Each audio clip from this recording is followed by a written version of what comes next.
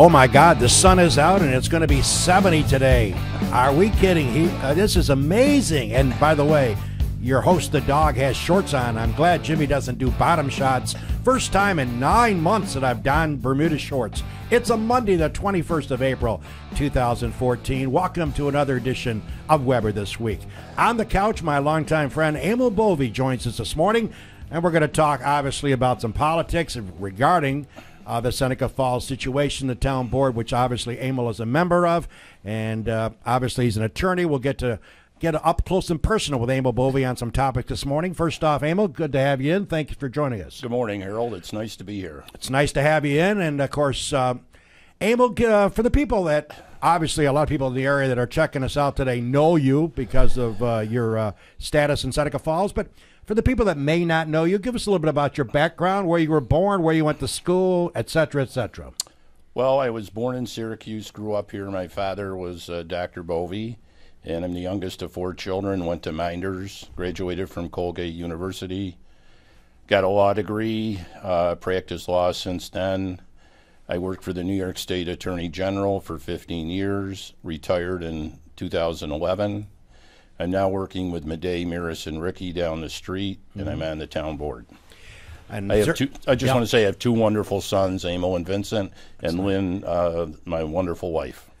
And certainly as people know that we're going to talk about a couple issues. We're first going to discuss development and what Emil believes should be maybe forthcoming in this town. But I got to give Emil props on one thing. I do research my guests, and the other day I was thinking about what we were going to cover this morning, as this show is only 30 minutes long, and you'll be amazed. I told him he'd be amazed how fast it goes. But a couple of days ago, I'm driving down Fall Street heading back into town, and lo and behold, as I approach Little Italy on the left, here's this young man walking out to the middle of the road, taking the pedestrian sign and positioning it more to the middle. I was impressed. I saw you do that the other day in front of Little Italy. Yeah, it was set up so just to let you know I saw that. So. Yeah, it was set up so cars couldn't make the left turn up Minders Street. There you go. So even when you're not doing town business, you're involved in it. It's good. I like that. Well, thanks. Listen, let's talk about, we were chit-chatting. Emil Bove's my guest this morning on the couch here on Weber This Week. Emil, we were talking about, you wanted to discuss the development side of the Seneca Falls situation. Why don't you give us your views on where we should be going in this beautiful town? Okay. Well, the first thing I want to say is, and this is 1974, 2014, it's 40 years ago. Some significant things happened here in Seneca Falls, certainly for me and I think for the whole community, and that was the death of Francis Bud Sewin and my father, of course, a few weeks apart in July, and then President Nixon resigned in August. So 1974 was a momentous year, and I'd just like to pay tribute to Bud Sewin and my father. That's awesome. Okay, so development in Seneca County and, of course, our town. Just some history, because this is important for people to know. I don't think people realize this. Before the mid-'80s, there was no economic development in Seneca County, and that's when the plants started closing. So I was the president of the Chamber of Commerce, and the goal that year was to create a county economic development office. Wisner Kinney participated in the process. I hope everyone remembers him. I do. And then we convinced the county that they should fund the operation. It was run through the Seneca County IDA, and that was the start of everything. Continuing to today, we have the IDA being run by, of course, Bob Aronson. And the IDA has been very successful over the years. And I think it's a mistake to cut funding or be negative about the IDA when you think of all the projects that they've done. And I just have to mention one. Of course, there's many, but one that comes to mind is that when the Chiropractic College purchased the former Eisenhower College, they did it with IDA funding. So the IDA is an important part of our community. I think it's underfunded now for some reason. I think that you're tying the hands of an important function, and I believe the county should really consider funding more. They need more people to do development, and I think that's a mistake. Now in Seneca Falls, we'd like to do our own development here, and we have ideas We have the local development corporation that we'd like to do it through there. We have options on how we're going to start it up, and we've been waiting for the MBI project to go forward because money is going to come from that to the LDC, and then the LDC would start up development. If we can't do that, then the town is going to have to put a line item in the budget. And why is this important? Well, you know, development, there's a lot of important things that development affects. In our town, one of the big problems we have is the the tax base, how much tax base we have. And actually, over the last few years, the tax base has real property tax base has declined. So we need to do whatever we can to get that tax base up and taxes to be paid.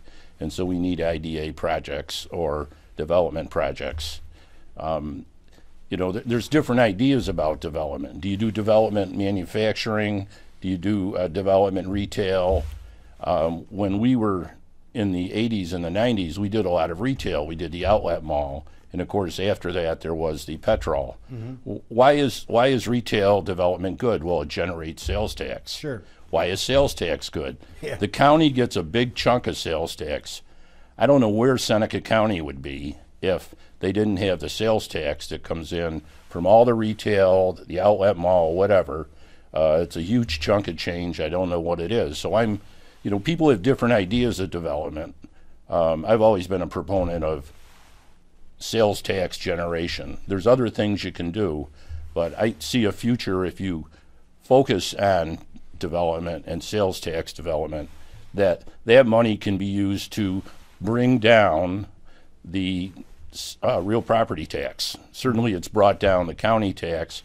Hopefully at some point we have so much sales tax revenue that it could be shared with the municipalities. So, and when let's just to close out this discussion, we have a unique situation here in Seneca Falls. We have a source of revenue for the town that at some point is going to stop.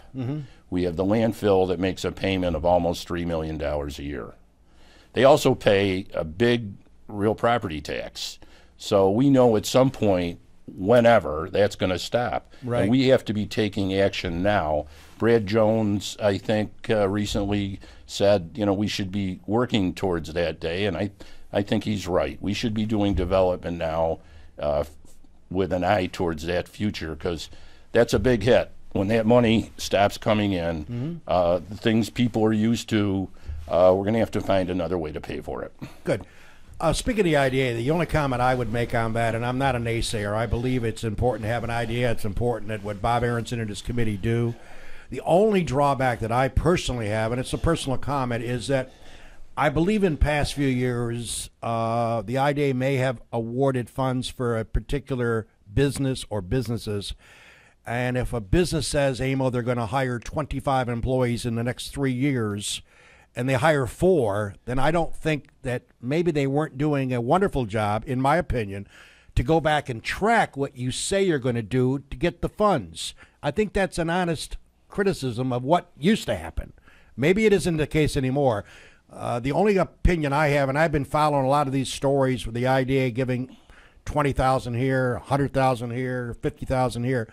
My only issue as a taxpayer, even though I rent, is the fact that if you say you're going to do something, you should be able to achieve the marks or come close. And if you don't come close, in my opinion, there ought to be a drawback to that. There ought to be something coming back. I mean, it shouldn't be free money. I guess where I'm going.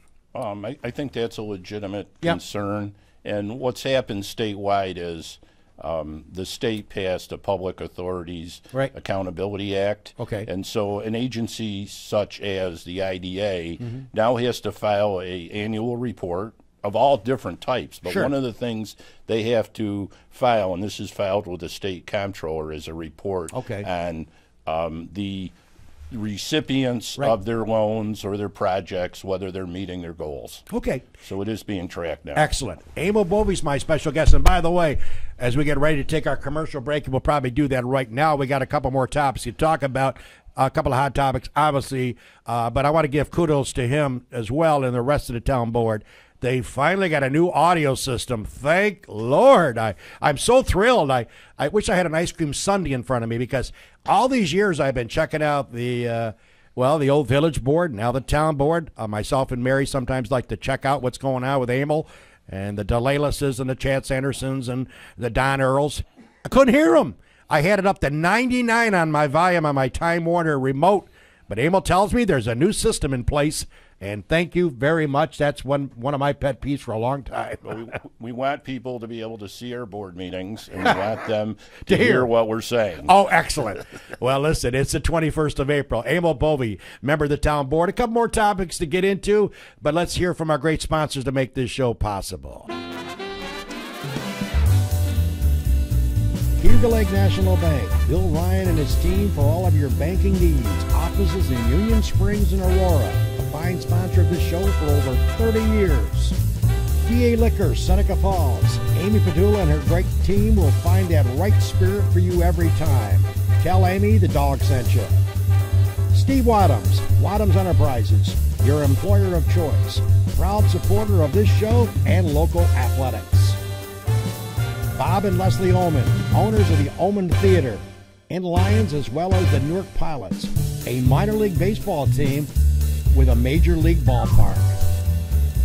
Lizard's Tailgater Lounge, Waterloo, best mott sticks around, where you can enjoy a drink and some laughs. SenecaFallsCountryClub.com, awesome 18-hole layout, offering a 12-month payment plan. Home of the toughest par 4 in central New York. Wilson Press, WPress.com. Seneca Falls. Rich Ricky, my good friend, and his team can handle all of your printing and mailing needs. Rich Ricky, Wilson Press, a fine sponsor of Weber This Week. Hey, welcome back, everybody. It's a dog with you on the 21st of April, Weber This Week. Hope you're having a good morning. And oh, by the way, belated Happy Easter to everybody. Myself and Mary, and with our daughter Sam and our granddaughter Izzy, went up to my brother Bob, and they did a marvelous job. Yesterday, their normal menu when they cook, ham or lamb.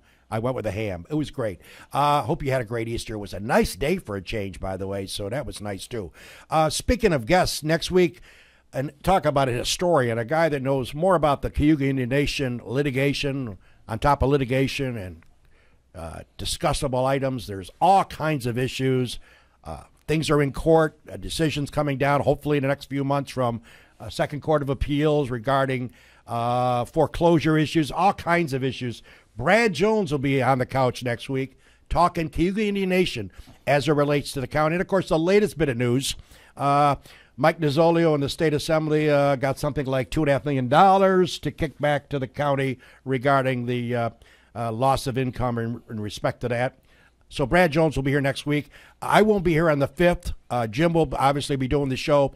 And then, of course, we'll be zeroing in on baseball. We're going to be bringing the Newark Pilots back in, obviously, Bob and Leslie Oman, and also the manager and the general manager. A lot more stuff to talk about as we go down the road.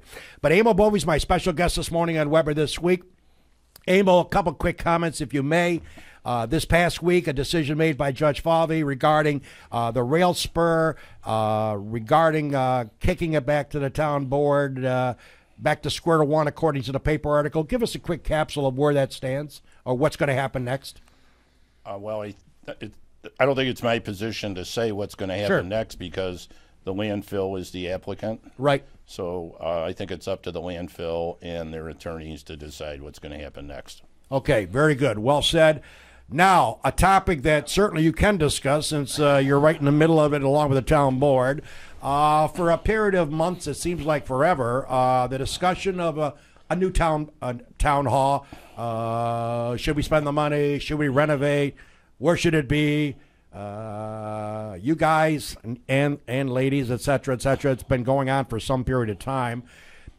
A quick capsule of the history of deciding to build a new town hall and the decision by the board relative to spending $2.5 million for the project. And now, of course, you've got the referendum potentially in place. Give us, I know that's hard to ask you this, but give us a little bit of the history of where you guys are right now. Well, let me start with the decision by the prior board when Okay. Mr. Same was the supervisor. And Right. before I say anything else, I want to compliment Mr. Same. I think in many areas he did a fine job, and it was a very difficult transition. But unfortunately, what they did was they decided one place, the town hall was going to be there. They didn't do any process of looking at other sites. Okay. And then they didn't listen to us when we were coming into office and asked them to defer. Okay. So, of course, there was petitions, a referendum. Their plan was voted down. Since then, we've had a process. We've been working with the engineers. We've identified a list of sites where we could have a town hall. Some of the sites were existing buildings, some were not. We published a list, I believe, on the town website back last summer of all the different sites for the public to see. And there's been an ongoing process with the engineers. All members of the board have been involved. There was a committee with Don Earl and I, but we saw to it so that occasionally Barton and Judas would come in and meet with one or two of the board members so that they could fill them in on what we were doing and so on. So it's been a continuing process. And I don't need to go through all the sites because I don't think that's very helpful. Sure. But I think it's at some point we decided within the last few months that the way to go was to build a new building. And that being said, then we have two sites that are potential sites for that. We happen to own one. It's on Ovid Street. And let me just describe that property because I think there's some misconceptions. Okay. And I would tell people, if you really want to see how it would be set up, to go to the town website and to link into these just very informal drawings that engineers have drawn. Okay. But there's two big lots there. They're both about 2 acres. One is the fireman's field. Right. The town building would not be on the fireman's field, which is bordered by South Street, Baird, and Bridge Street. It would be on where the former town barn was, which is to the south. And actually, when you look at the drawings, and I was very pleased to see this, it would be located in the middle of the whole two properties, and you would have plenty of parking to the south. So that's one possibility. The other possibility is Westcott Rule, which is owned by Seneca Net Development. We have an option to buy that. We're currently doing an environmental study to make sure the property's clean. There's certain advantages to both of these places. Certainly Westcott Rule is closer to downtown. Right. That area there on Baird Street was the original business district of the village of Seneca Falls. And most of the houses in that area are very old. So, the thinking is that having a building there would, add to what's already happening with what the bank did. Okay. So that's where we are. We haven't made a decision yet. We have a informational meeting Wednesday night. Our engineers are going to do a presentation as to where we are. We hope to have some public comment. It's a continuing process. I can't say when we'll make the final decision, but I think it will be soon. Now, let me say that the board is committed to get this issue behind us. It's been going on for over a decade. I was going to say, a long time. And we think we have the tools to do it. We think we've done our homework. And I have to say the two new board members, Chad Sanderson and Dave DeLalis, have made it clear right from the start they want this over and done with so we can move on to other things. So, as I understand it, a petition's been filed for a referendum. And, of course, I don't think a referendum serves us any purpose here except to stop the process. And I don't know why we want to stop the process. Let's assume there was a referendum and the vote was negative and we were told we couldn't spend the money.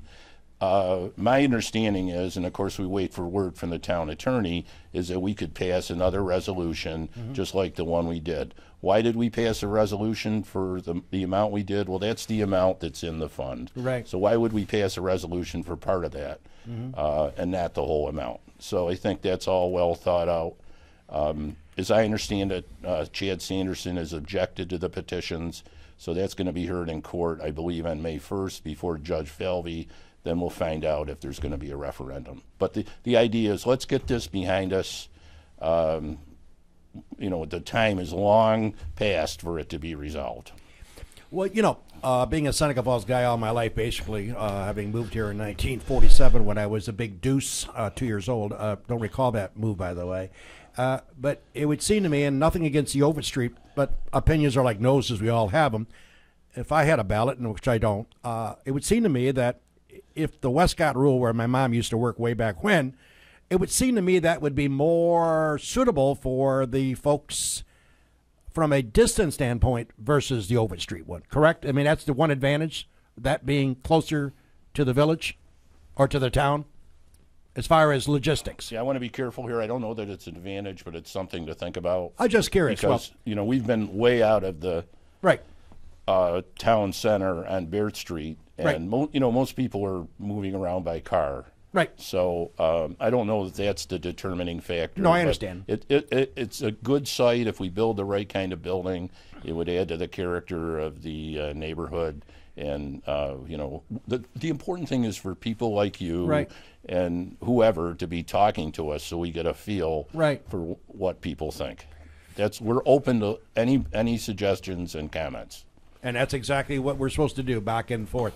Now, give our viewers an opportunity to understand, if you were to say, okay, shovels in the ground, ready to go, you got the go-ahead, you start moving and building a new town hall, what are we looking at? Year, 2 years? What are we looking at as far as start to finish? If it goes forward, which I assume it will someday. Is there any idea of what it would take time-wise?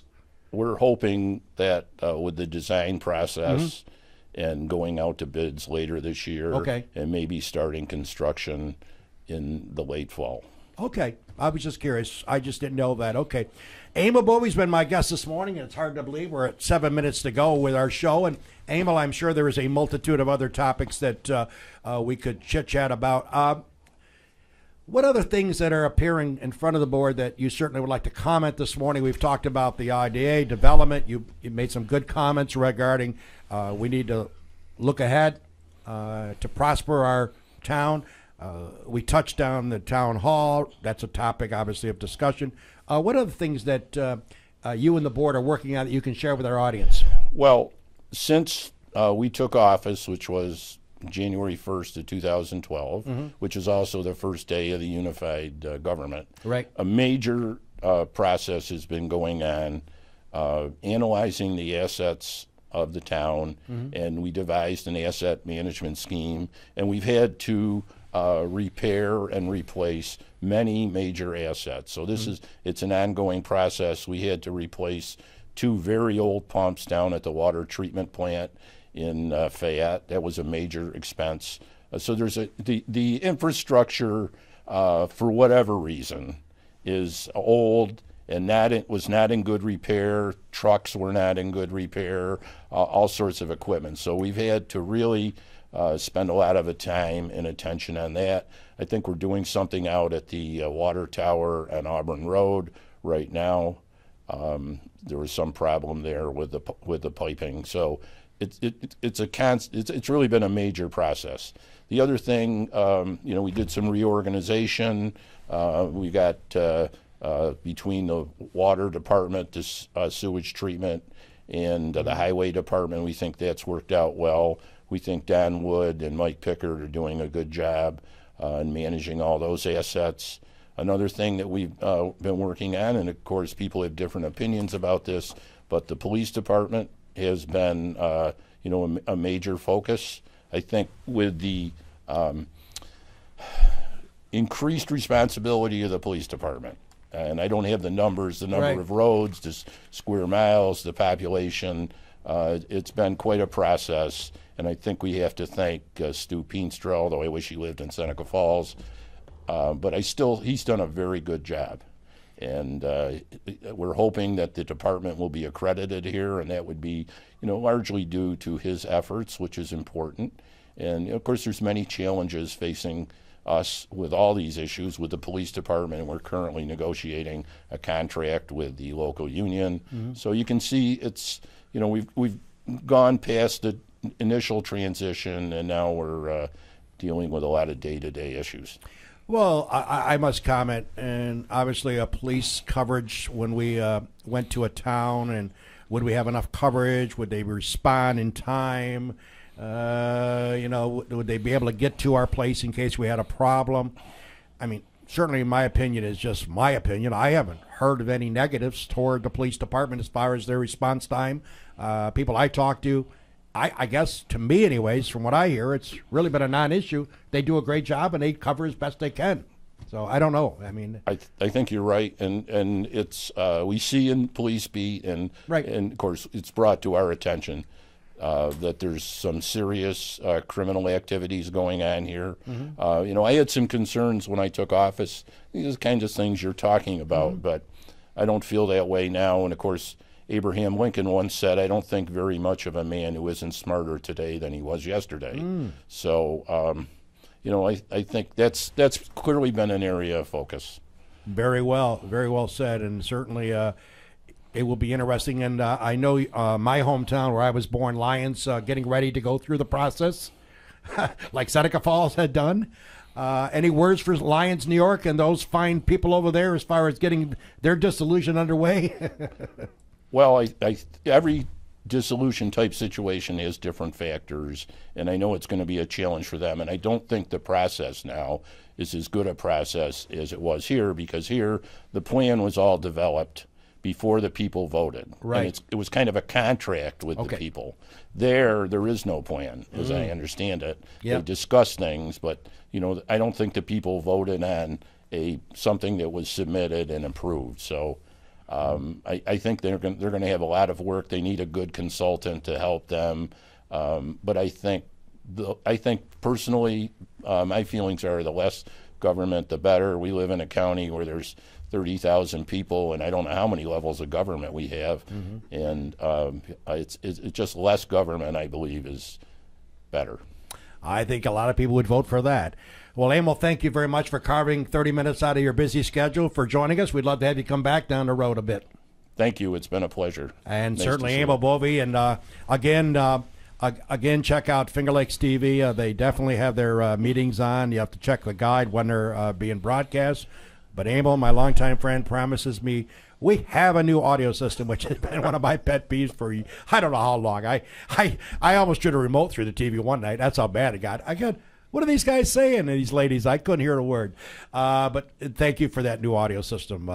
Again, next week we're talking Indian affairs, the Cayuga Indian Nation. Lots of things happening with the nation regarding issues in the courts, decisions maybe being made down the road. A big one coming out of the Second Court of Appeals in Manhattan. Brad Jones, I don't know anybody who follows the Cayuga Indian Nation situation and all the programs involved with Brad. He's got it all laid out. He'll be on the couch next week talking about where he feels we should be going and what that is affecting Seneca County. And, of course, let's not forget our friends in Cayuga County as well. So thanks to Emil Bove for joining us, and we look forward to having him back down the road. So, ladies and gentlemen, we hope that you have a great week. The weather's supposed to be pretty darn good. So today, baby, we're talking 72, so get out and enjoy that weather. Again, belated happy Easter from all of us here at Finger Lakes 1 Sports TV. Take care, everybody. For Emil Bove, I'm the dog. That's a look at Weber this week. My way.